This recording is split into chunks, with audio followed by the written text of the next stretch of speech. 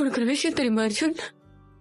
நம்ம ஹாஸ்பிட்டல்ல விஜய் சார் இருக்கார்ல, அவர் தான் என்னோட அப்பாவா.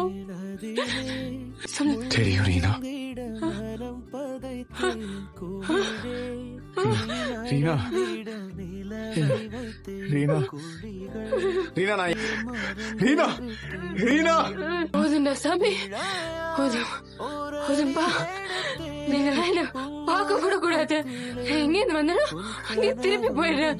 என்ன விட்டுருங்கடா. ரீனா கண்ணழுதிட துளி இல்லையே, விதை மேல் கல் விழுவது முறையில்லையே, தவறை நான் திருத்திட வழி இல்லையே, பறவை கை